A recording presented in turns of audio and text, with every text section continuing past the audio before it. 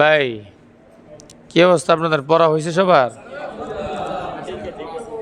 তা আপনারা তো সবাই আজকে খুব দেখলাম অনেক মনোযোগ দিয়ে পড়ছেন, ঠিকই বলছেন।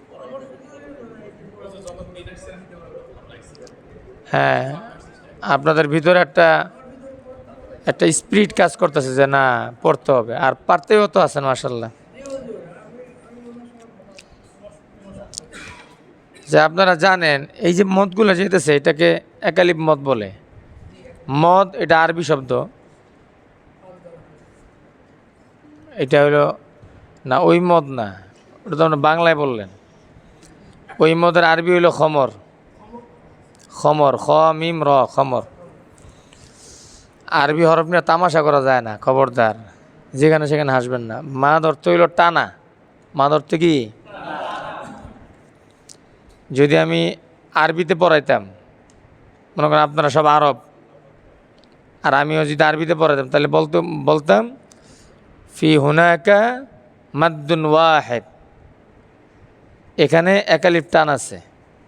কথা বুঝে আসছে? আর আমরা যেহেতু বাঙালি, তো এই মাদের বাংলা হইল টানা।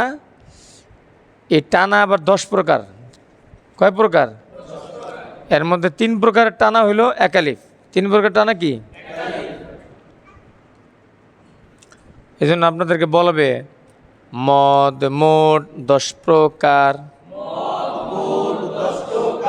মানে মদ এটা মোট হইল কয় প্রকার? একালিফ মদ 3 প্রকার। মদ্দে তবাই, মদ্দে বদল, মদ্দে লীন। এই 3টা নাম, একটা তবাই, একটা নাম বদল, একটা নাম কি? লীন। এই 3টা মানে আকার আকৃতি ভিন্ন, কিন্তু টান একালিফ। টান কয় আলিফ? যেমন ধরেন হামজা, হামজার উপরে যদি আপনি খারা জবর খারাজের উল্টা ব্যাস দেন, এটার নাম হলো মধ্যে বদল। শেষ। একটাই, মানে এটা হামজার উপরে যদি হয় তাহলে এটা মধ্যে বদল, একালিফ টান। আপনারা জানছেন না যে জবর যদি খাড়ায় থাকে, হুইয়া থাকে, বইয়া থাকে, একালিফ টানতে হয়। তাহলে যে জায়গায় যাক এটা টান তুইব একালিফ। মানে আপনি যদি নাম মুখস্থ রাখেন, আপনি একটু স্ট্যান্ডার্ড হয়ে গেলেন। আর মুখস্থ না রাখলে অসুবিধা না, টান তো আপনি চিনেন, এই জায়গায় টান দিতে হয়। কথা কি বুঝতে পারছেন? এই সেম একালিফ টান আপনারা লিনের হরফে হয়। জবরের বাম পাশে যদি ওয়াও ইয়া হয় তাহলে এটা লিনের হরফ। আর লিনের হরফের বামে যদি ওয়াকফ হয়, মানে থামে, তখন একালিফ টানতে হয়। এর মধ্যে লিন। সহজ না কঠিন? প্র্যাকটিক্যাল দেখাবো, এখন শুধু মুখে শুনলেন। আর মধ্যে তবাই বলা হয়। মধ্যে তবাই বলেন। জবরের বাম পাশে খালি আলিফ মদের হরফ। পেশের বাম পাশে যজমলা ওয়াও মদের হরফ।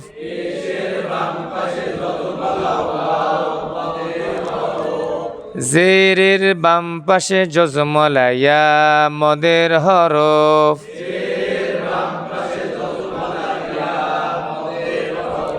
মদের হরফ হইলে তাহার ডান দিকের হরকতকে একালিফ টানিয়া পড়িতে হয়। ইহাকে মধ্যে তবাই বলে। এই যে সংজ্ঞাটা, এই সংজ্ঞাটা আমরা মুখস্থ করব। মুখস্থ করলে কি হবে, একটা একটা বাক্যের মধ্যে যখন এই টানটা আসবে, তখন কোনটা কিভাবে হইল এটা আপনাদেরকে ধরাই দিতে পারবো।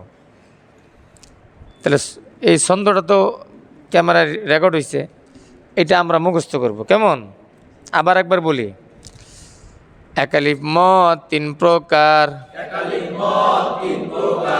মদ্দে তবাই, মদ্দে বদল, মদ্দে লীন। এখন যে সংজ্ঞাটা বলবো এটা মুখস্থ করবেন। মদ্দে তবাই, জবরের বাম পাশে জবরের বাম পাশে খালি আলিফ মদের হরফ, সব বাম পাশে হবে। খালি আলিফ বাম পাশে, যজমালা ওয়াও বাম পাশে, যজমালা ইয়াও কি জবরের বাম পাশে খালি আলিফ মদের হরফ, পেশের বাম পাশে যজমালা ওয়াও মদের হরফ,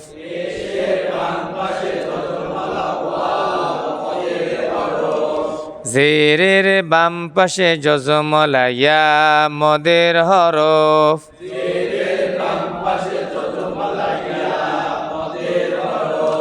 মদের হরফ হইলে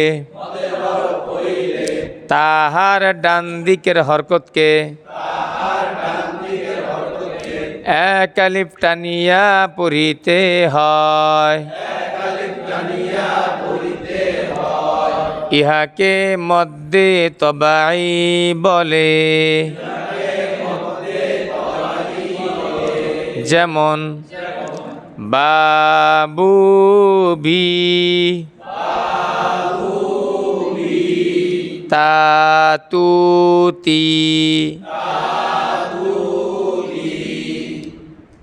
এই হলো এটা সংজ্ঞা। মুখস্থ করতে পারবেন না ইনশাল্লাহ।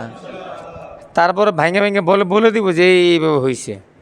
এখন তো অনেকে বুঝিনি নাই কি কইছে না কইছে, কিন্তু এই ছন্দটা মুখস্থ করেন, ছন্দটা মুখস্থ করেন দেখুন ভালো লাগবো। মাদ্রাসায় এক ছন্দ মুখস্থ করাইছি। প্রথমে মানে আপনারা জানাচ্ছেন না যে মাত্র বললেন না জবরের বাম পাশে খালি আলি মদর হরফ, এরকম অনেক মদর হরফ আছে টানা যায় না। যেমন ওয়া আনা আখুকা, এখানে আনা এক আলিফ টান আছে, টানা যায় না। এখানে একটা কায়দা আছে। হ্যাঁ, এটা আনা টানা মানা বলেন, সংটা বলেন, কে পারেন? আনা টানা মানা, এরপরে কি বলেন বলেন? আরে না বলেন, মুসা ভাই বলেন, আনা কিসে বলেন? এই সাইবুল ভাই বলেন, হেটুই কন, আর বাংলা সুরেই কন না।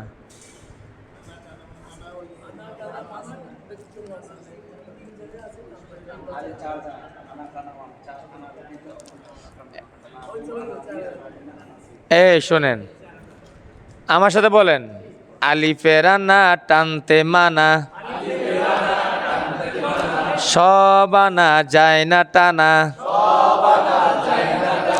চার আনা টানা,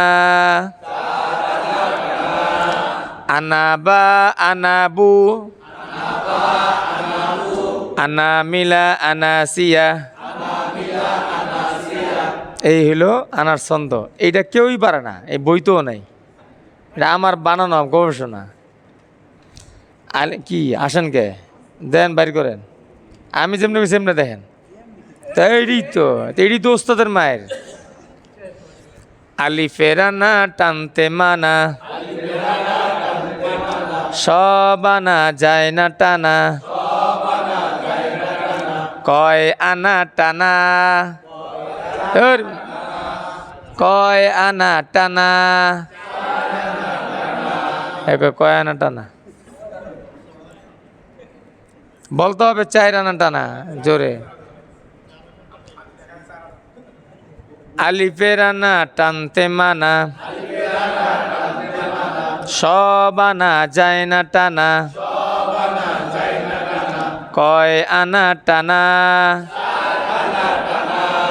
আনাবা আনাবু, আনা মিলা আনাসিয়া, আনাবা আনাবু, আনা মিলা আনাসিয়া, আনাবা আনাবু, আনা মিলা আনাসিয়া,